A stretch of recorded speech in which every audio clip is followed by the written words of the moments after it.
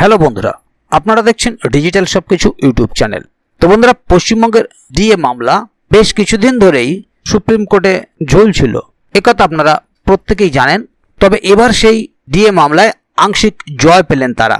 রাজ্য সরকারি কর্মীদের জন্য এই জয় নিঃসন্দেহে এক খুশির খবর বয়ে নিয়ে আসছে। তবে কি সরকারি কর্মীরা যে আশা করেছিল সেটাই কি এবার তারা পেয়ে যাবেন? এখানে একটা প্রশ্ন রয়ে গেছে। ডিএ মামলায় ঠিক কি ধরনের সুখবর পেলেন সরকারি কর্মীরা? বিষয়টি অবশ্যই আজকের ভিডিওর মধ্যে আপনাদের সামনে তুলে ধরব, কারণ প্রত্যেক সরকারি কর্মীরাই সুপ্রিম কোর্টের আওতাধীন এই মামলার শুনানির দিকে অধীর আগ্রহে তাকিয়ে আছেন।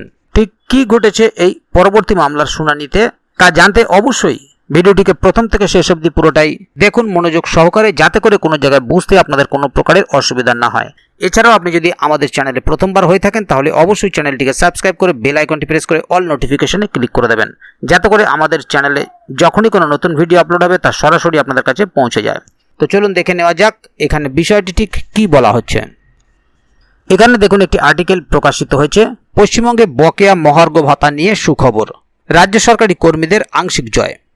অবশেষে বহুদিন পর মুখে হাসি ফুটল পশ্চিমবঙ্গের সরকারি কর্মীদের একাংশের। মহার্ঘ ভাতা মামলায় আংশিক জয় পেলেন তারা। রাজ্য সরকারি কর্মীদের জন্য এই জয় নিঃসন্দেহে খুশির খবর, যার ফলে মুখে হাসি ফুটেছে তাদের। তবে কি এবার অপেক্ষার অবসান হবে? কাঙ্ক্ষিত ডিএ মিলবে রাজ্য সরকারি কর্মীদের? আসুন জেনে নেওয়া যাক বিস্তারিত। রাজ্য সরকারি কর্মীদের মহার্ঘ ভাতার মামলা বেশ কয়েকদিন ধরেই চলছে। পশ্চিমবঙ্গের ডিএ মামলা অনেকদিন ধরেই তারা নিজেদের দাবি দেওয়ার জন্য লড়ে চলেছেন, চাইছেন এবার যেন মামলার নিষ্পত্তি হোক। তবে এবার একটি সুখবর সামনে এলো। বকেয়া ডিএ মামলায় কিছুটা হলেও জয় পেলেন বাংলার সরকারি কর্মীরা। তবে আরও কিছুটা অপেক্ষা করতে হবে, কারণ বাংলার মহার্ঘ ভাতা মামলা সুপ্রিম কোর্টে পিছিয়ে গিয়েছে। বুধবার দিন সিরিয়াল নাম্বার 2 মামলার শুনানি ছিল ঠিকই, কিন্তু রাজ্য তরফে আইনজীবী অভিষেক মনু সিংভি উপস্থিত ছিলেন না, তাই মামলা পিছিয়ে গিয়েছে। ডিএ মামলায় কোন সুখবর পেলেন সরকারি কর্মীরা?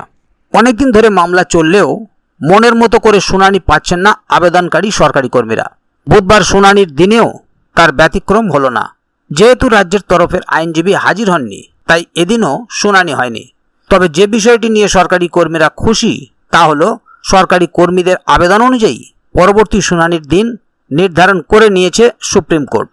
আর সেখানে কিন্তু রাজ্য আইনজীবীর আবেদন ধোপে টেকেনি।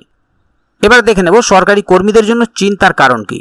সরকারি কর্মীরা কিছুটা খুশির মুখ দেখলেও মামলা পিছিয়ে যাওয়ায় চিন্তায় সরকারি কর্মী মহল। তাদের ডিএ মামলার পরবর্তী শুনানি যত পিছিয়ে যাবে ততই ডিএ প্রাপ্তির সম্ভাবনা পিছিয়ে যাচ্ছে। সরকার অনেকদিন ধরেই এই বিষয়ে মুখে কুলুপ এঁটেছে, এখন ভরসা শুধুই সুপ্রিম কোর্টের রায়। তো বন্ধুরা, এবার দেখে নেব মামলার পরবর্তী শুনানি কবে হবে। ইতিমধ্যে মামলার প্রসঙ্গে বড় মন্তব্য করেন রাজ্য সরকারি কর্মচারীদের সংগঠন ফেডারেশন অফ স্টেট গভর্নমেন্ট এমপ্লয়িজের আইনজীবী বিকাশ রঞ্জন ভট্টাচার্য। তিনি জানিয়েছেন যে বুধবার দিন সুপ্রিম কোর্টে রাজ্য সরকারের তরফে একটি বিষয়ে আর্জি জানানো হয়েছিল। আগামী জুলাইয়ে যেন মহার্ঘ ভাতার পরবর্তী শুনানির দিন ধার্য করা হয়। তবে আসলে সেটা হয়নি।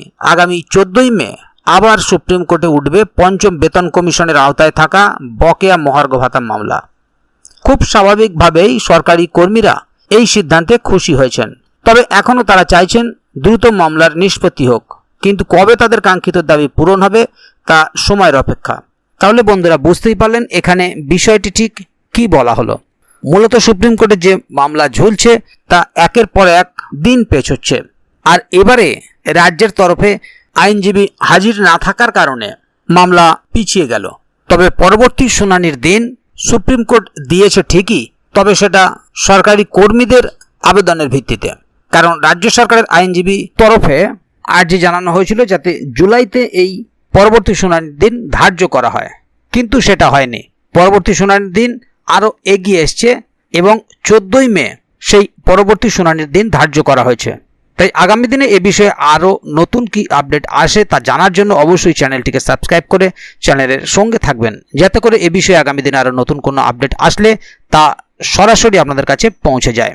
তো বন্ধুরা, আজকের গুরুত্বপূর্ণ ভিডিও আপডেটটি এখানেই শেষ করছি। ভিডিওটি সম্বন্ধে আপনাদের মতামত এবং আপনারা কে কোথা থেকে ভিডিওটি দেখছেন অবশ্যই কমেন্ট বক্সে লিখে জানাবেন।